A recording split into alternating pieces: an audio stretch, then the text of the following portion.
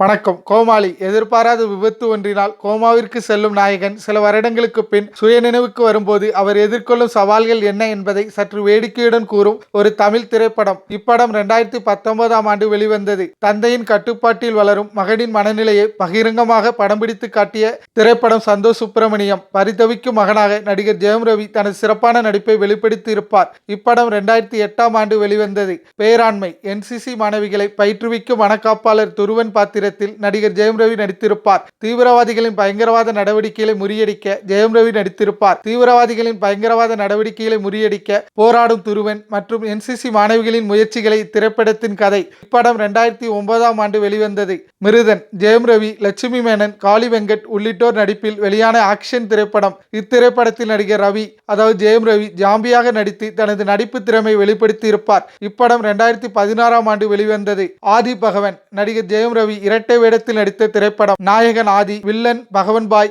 என 2 பாத்திரத்தில் ரவி நடித்திருப்பார். இப்படத்தில் ரவியின் வில்லன் பாத்திரம் பெரிதும் பேசப்பட்டது. இப்படம் 2013இல் வெளிவந்தது. சம்திங் சம்திங் அதாவது உனக்கும் எனக்கும் எதிர்காலம் குறித்த கவலைகள் ஏதுமின்றி மகிழ்ச்சியாக சுற்றி திரியும் இளைஞரின் வாழ்வில் காதல் வந்தால் என்னவாகும் என்பதை இத்திரைப்படத்தின் ஒரு வரி கதை. இப்படம் 2006ஆம் ஆண்டு வெளிவந்தது. M Kumaran son of Mahalakshmi, Jayam Ravi, Prakash Raj, Nadhiya உள்ளிட்டோர் நடிப்பில் 2004ஆம் ஆண்டு வெளியான குடும்ப நாடக திரைப்படம். திரைப்படத்தில் நடிகர் ரவி குத்துச்சண்டை வீரராக தனது சிறப்பான நடிப்பை வெளிப்படுத்தி இருப்பார். இந்த திரைப்படங்களில் உங்களுக்கு ரொம்ப பிடித்த திரைப்படம் எது என்றும் அதில் யாருடைய நடிப்பு உங்களுக்கு பிடிக்கும் என்பதையும் கமெண்ட் பாக்ஸில் கமெண்ட் பண்ணுங்க. நன்றி, வணக்கம்.